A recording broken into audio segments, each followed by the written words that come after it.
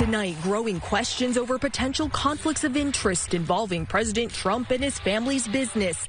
The Trump family's cryptocurrency firm, World Liberty Financial, selling nearly half of the company, a 49% stake for $500 million to an Emirati royal just 4 days before Trump returned to office, according to the Wall Street Journal. That investment making the Trump family business partners with the UAE, even as Trump is shaping U.S. foreign policy with the region.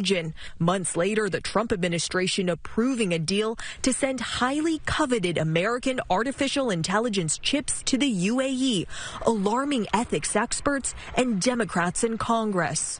Of course there's a conflict. Why is Donald Trump focused on enriching himself, his family, and his friends, as opposed to focused on driving down the high cost of living? World Liberty Financial tells ABC News the president had no involvement in the transaction, and any claim that this deal had anything to do with the administration's actions on chips is 100% false.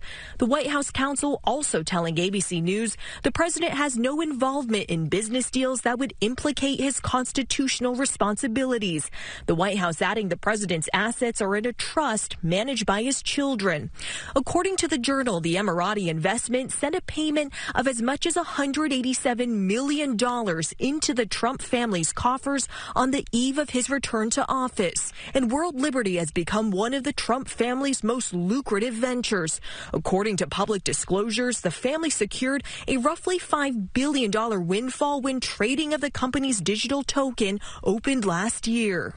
And Lindsay, just to underscore, this is something without precedent in American politics, a government official taking a major ownership stake in the family business of an incoming U.S. president. Lindsay? Selena, in other news, of course, the government remains in a partial shutdown. Where do negotiations currently stand? Well, Lindsay, the House Minority Leader says that Democrats will not help Republicans pass this spending bill that's already cleared the Senate and is backed by President Trump, insisting they need concrete commitments to rein in federal immigration enforcement. But House Speaker Mike Johnson says he is still confident he can get the Republican votes needed to pass this spending bill by Tuesday. Lindsay? Government workers potentially in the crosshairs again. Selena, thank you.